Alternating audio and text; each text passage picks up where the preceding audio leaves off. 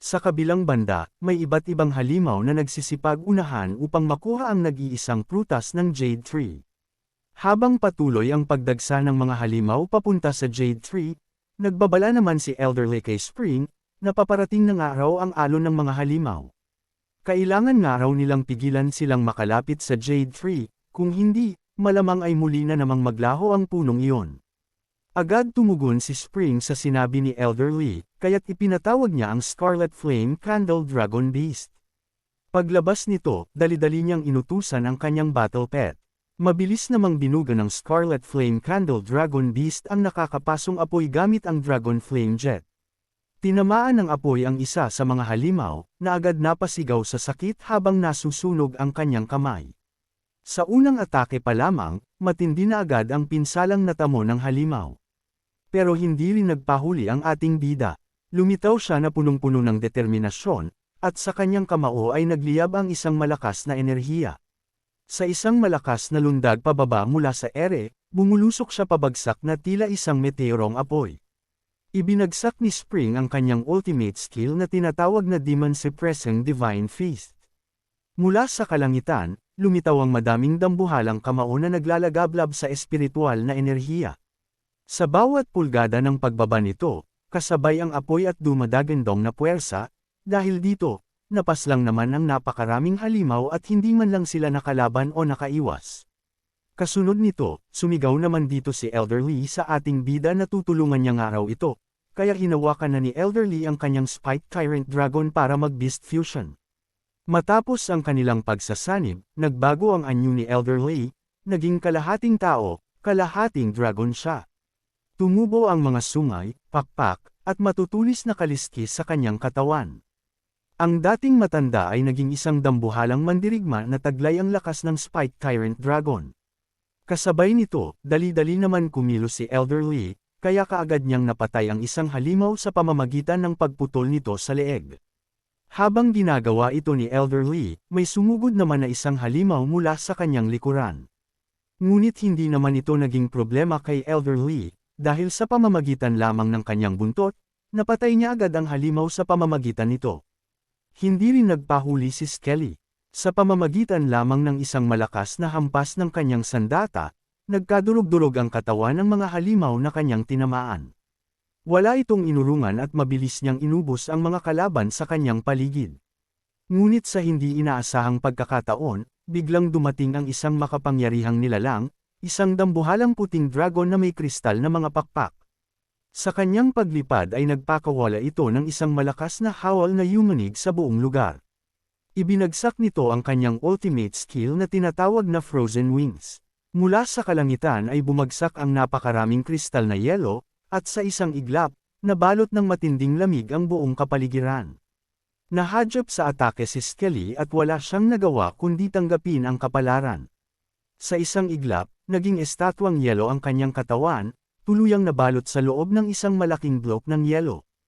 Kasabay nito, gumamit naman ng shockwave ang halimaw sa pamamagitan ng pagsigaw nito, dahil dito nawasak naman ang buong katawan ni Skelly sa madaming bahagi.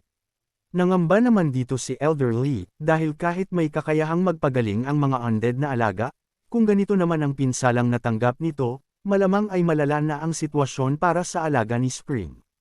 Ngunit nagkakamali si Elderly, dahil biglang na-activate ang bloodline talent ni Skelly habang ito ay wasak na. Pagkatapos, bumalik si Skelly sa kanyang anyo gamit ang kakayahan na tinatawag na Undead Eternal Life. Napuno naman ng pawis ang pagmumukha ni Elderly, dahil imposibleng nga raw ang ginawa ni Skelly, dahil hindi nga raw normal ito sa isang alagang undead na battle pet.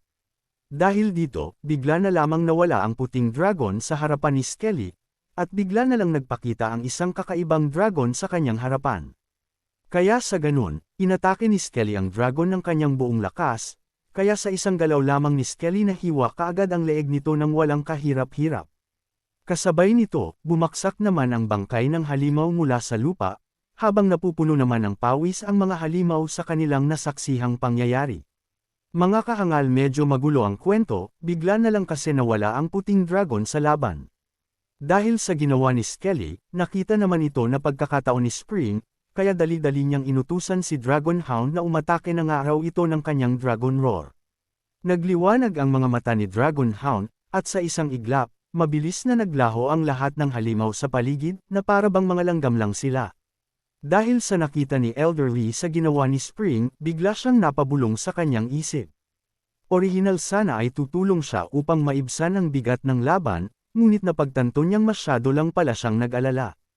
Ang dami ng kalaban ay hindi man lang naging hadlang kay Spring, kulang pa nga iyon para seryosohin. Namangha din si Elderly sa tagpong kanyang nasaksihan, dahil nagkalat ang mga patay na katawan at naglalagablab ang apoy sa paligid, pero tila walang hirap ang lahat para sa ating bida. Sa ipinakitang lakas ni Spring, malinaw kay Elderly na hindi na pala niya kailangang makialam pa. Kinausap naman dito ni Elderly si Spring, kahit na nalutas na ang problema sa alon ng mga halimaw, may isa pa silang balakid, dahil sa tuwing lalapit nga raw sila sa puno ng Jade Tree, bigla na lamang itong nawawala, kaya napatanong ito kay Spring kung paano balak kunin ni Spring ang bunga nito. Napaisip ang ating bida habang nakatingin ito sa kanyang kamay.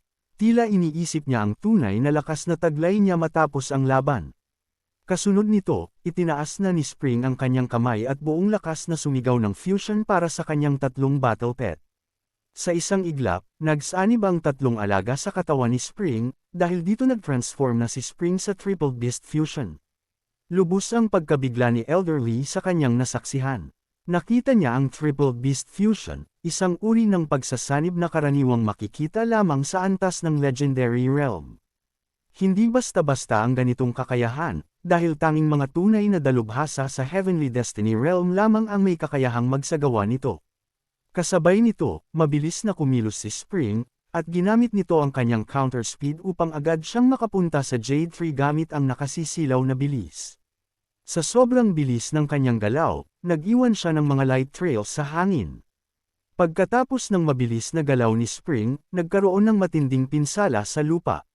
Sa lakas ng impact ng kanyang bilis, nabiyak ang yelo at nag-iwan ng malalim at malawak na crack.